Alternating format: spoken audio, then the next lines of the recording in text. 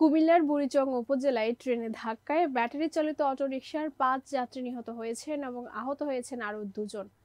মঙ্গলবার সকালে উপজেলার বাকশিমুল ইউনিয়নের কালিকাপুর রেল ক্রসিংয়ে মর্মান্তিক এই দুর্ঘটনা ঘটে।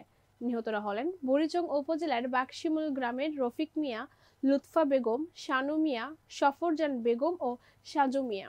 বুড়িচং থানার অফিসার ইনচার্জ ওসি আজিজুল হক বিষয়টি নিশ্চিত করেছেন। উপজেলা নির্বাহী কর্মকর্তা ইউএনও শাহেদা আক্তারও দুর্ঘটনার বিষয়টি নিশ্চিত করেছেন। সকালে কোয়ান্টাম ফাউন্ডেশন নেত্রকোনা সেলের উদ্যোগে স্বেচ্ছায় রক্তদান কর্মসূচি পালিত হয়েছে। এ উপলক্ষে সকাল 10:15টায় জেলা শহরের আরামবাগে অবস্থিত কোয়ান্টাম ফাউন্ডেশন জেলা কার্যালয় থেকে একটি র্যালি বের হয়ে কেন্দ্রীয় শহীদ মিনারে গিয়ে শেষ হয়। এই কর্মসূচির উদ্বোধন করেন জেলার deputy civil surgeon doctor Arfin Sultana Nupur. অনুষ্ঠানে সভাপতিত্ব করেন কোয়ান্টাম ফাউন্ডেশন নেত্রকোনা সেলের মোহাম্মদ মাহবুব উল্লাহ। এতে বিশেষ অতিথি হিসেবে বক্তব্য রাখেন কেন্দ্রীয় কোয়ান্টাম অর্গানাইজার মোহাম্মদ মোস্তফা শাকের, জেলা জাতীয়তাবাদী মুক্তিযোদ্ধা দলের সাধারণ সম্পাদক বীর মুক্তিযোদ্ধা মির্জা আজিজুল হক সোহান, কোয়ান্টাম মাস্টার খন্দকার জাকিয়া শামসী, সরকারি কলেজের সাবেক ভিপি মাহবুব গাফফার তোলন, সাবেক জেলা যুব দলের সাধারণ সম্পাদক শাহাবুদ্দিন রিপন, জেলা আঞ্জুমান মফিদুল ইসলামের কোষাধ্যক্ষ মোহাম্মদ অলিউল্লাহ উপস্থিত ছিলেন। এ সময় ময়মনসিংহ ও নেত্রকোনার বিভিন্ন উপজেলার কোয়ান্টামের সদস্যবৃন্দ উপস্থিত ছিলেন।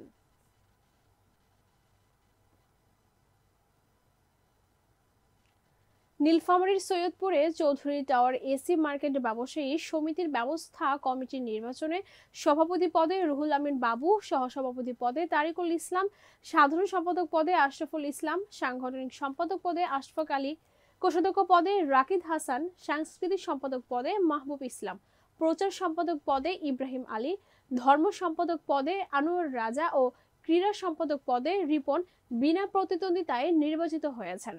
কমিটির দপ্তর সম্পাদক পদে কোনো প্রার্থী না থাকায় এই পদে ভোট হয়নি। তবে নির্বাচিত কমিটি এই পদটি আলোচনা করে নির্ধারণ করবেন বলে নির্বাচিত নতুন কমিটির সভাপতি রুহুল আমিন বাবু জানান। এ নির্বাচন পরিচালনা করেন উপজেলা সমাজ কল্যাণ অফিসার মশিউর রহমান। নির্বাচনে মোট ৭৮ জন ভোটারের মধ্যে ৭৭ জন ভোটার তাদের ভোটাধিকার প্রয়োগ করেন। নতুন সভাপতি জানান, তারা ব্যবসায়ীদের কল্যাণে পুরো কমিটি আন্তরিকভাবে সবার সহযোগিতা নিয়ে কাজ করে যাবেন। ইসকন নেতা চিন্ময় কৃষ্ণ দাসকে আটকের প্রতিবাদে কুমিল্লায় সনাতন ধর্মাবলম্বীদের বিক্ষোভ মিছিল। ঢাকায় শাহজালাল এয়ারপোর্ট থেকে ডিবি পুলিশ ইসকন নেতা চিন্ময় কৃষ্ণ দাসের আটকের প্রতিবাদে গতকাল সোমবার সন্ধ্যায় নগরীর রাজগঞ্জ ট্রাফিক মোড়ে শত শত নারী পুরুষ জড়ো হয়ে বিক্ষোভ প্রদর্শন করতে থাকে। পরবর্তীতে বিক্ষোভকারীরা তার বিরুদ্ধে দেয়া মামলা প্রত্যাহার ও অবিলম্বে মুক্তির দাবিতে জয় শ্রীরাম স্লোগান দিয়ে মিছিল করে। উক্ত মিছিলটি মনোহরপুর এলাকা হয়ে কান্দিরপাড় পূবালী চত্বর প্রদক্ষিণ করে রাত ৯টায় লাকসাম রোডস্থ ঈশ্বর পাঠাশালায় গিয়ে শেষ হয়। এ সময় হিন্দু, বৌদ্ধ, খ্রিস্টান ঐক্য পরিষদ নেতা ও পূজা উদযাপন পরিষদ নেতা অচিন্ত দাস সহ অনেকে অংশগ্রহণ করেন।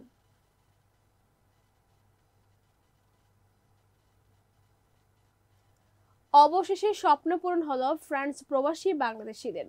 ফ্রান্সে প্রবাসী বাংলাদেশিদের জন্য চালু হয়েছে ই পাসপোর্ট কার্যক্রম।